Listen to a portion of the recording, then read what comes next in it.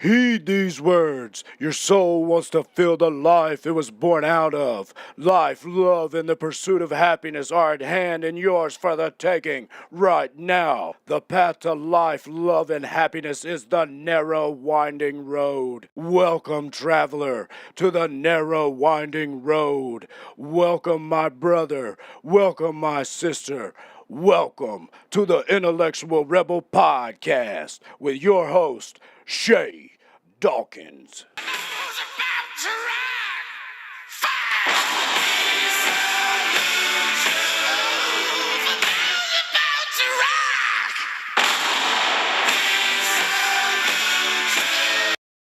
Hi, I'm your host, Shay Dawkins. This episode is entitled The Remnant. In it, I will describe the category of people I'm really looking to connect with through this podcast and my website, intellectualrebel.org. You're about to hear a short disclaimer, then we'll get right into the show. This message does contain explicit content, such as blunt honesty and a few positive cuss words. Yet, please do not confuse these cuss words with negative curse words, as society may have led you to falsely believe. Words in and of themselves are simply words that are not positive or negative. The heart and the intent of that heart determines if the words spoken out of that heart are either positive or negative. Okay, I was gone for a minute, but I'm back now. As mentioned previously, the title of this episode is The Remnant. Remnant is defined as a small quantity of something. Well, I'm looking for people to connect with on this podcast and my website, intellectualrebel.org, who possess three main traits. Number one, they think for themselves. They don't allow other people to think for them. And I'll describe this in further detail.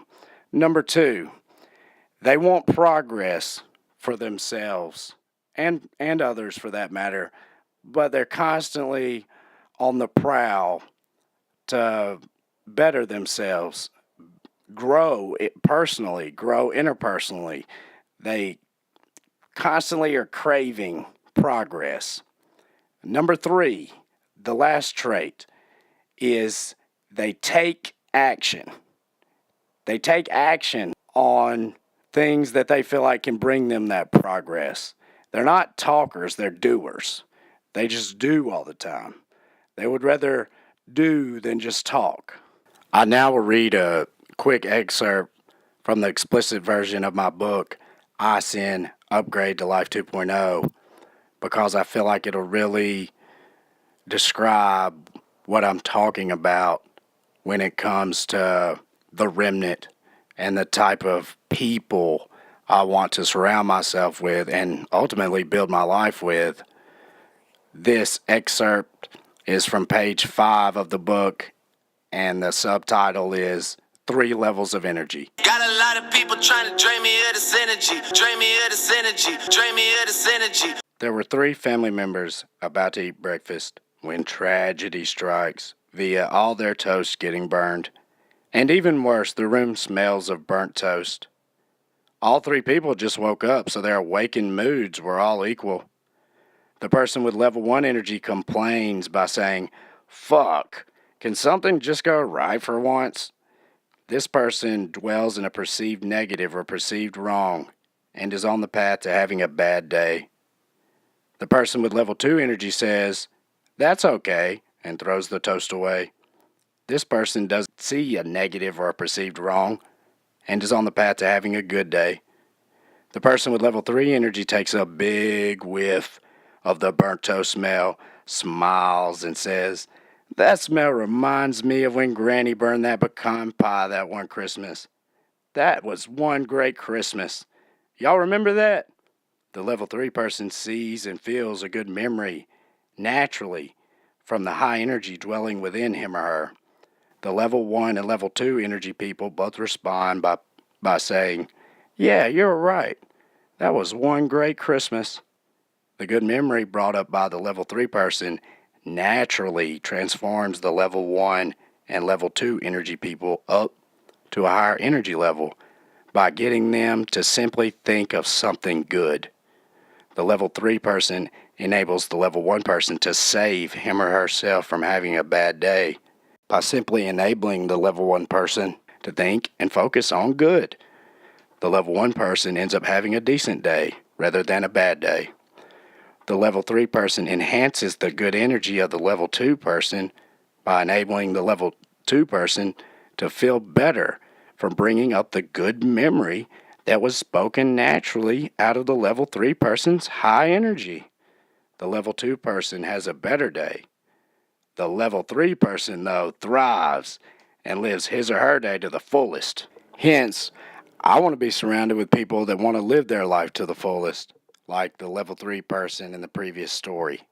And to live your life to the fullest, it all begins in your mind, because your thoughts generate your emotions to a large degree, and your emotions are what essentially build your life. Because if you are dwelling in good emotions, you're going to attract other people that are dwelling in those similar good emotions. You're also going to attract the good emotions out of people that aren't practicing good emotions, because you filled yourself with good emotions. Emotions and your emotional habits is really what creates your habitat. It creates the environment of your life.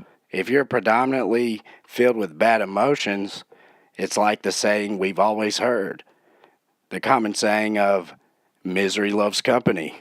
That's true. But happy people like happy people. Solution-focused people like solution-focused people. People like me that are solution-focused, want progress, and want to live their life to the fullest. Naturally, I want to surround myself with those same kindred people that are solution-focused, that want to live their life to the fullest, and who think for themselves. If you don't think for yourself, then you don't have the capability to change your thoughts. For example, the person living in level 1 energy, if that person can simply realize that he or she does control how they perceive a situation, then that person is now enabled to change their situation. They can change how they perceive something. When something bad that they perceive as bad or negative happens to them, they have the capability to then, I now realize something that has happened to me, but I do control how I think about what has happened to me. Is it really bad, or can I learn something out of it? Because if I can learn something out of it, then it's not really a mistake or a negative thing, because it's going to enable me to grow as a person. It's going to enable me to get better and find progress as a person. If you resonate with being someone who lives in level 1 energy, such as the guy in the previous story who complained about the burnt toast, then that's okay. There's nothing wrong with that. Every person has to learn. It's a learned tactic to learn how to think for yourself. And good news, I am your walking, talking self-awareness pill. The content, all of the content I talk about is meant to stimulate self-awareness. What does self-awareness really mean? Well, self-awareness, in a simple way, is simply becoming self-aware of your thoughts and your emotions. Because you must become aware of your thoughts and your emotions to be enabled to change them, to be enabled to find better thoughts that stimulate better emotions. And especially, I'm going to talk about some future content right now, but a big thing I'm going to talk about is redefining the concepts in religion. And I have a category in my blog on intellectualrebel.org that's named Redefining Religion. So if you're interested, I already have some content out there that I'd really like to have some feedback on if religion interests you. But I'm going to explain the concepts in religion in a way that you have never had explained before.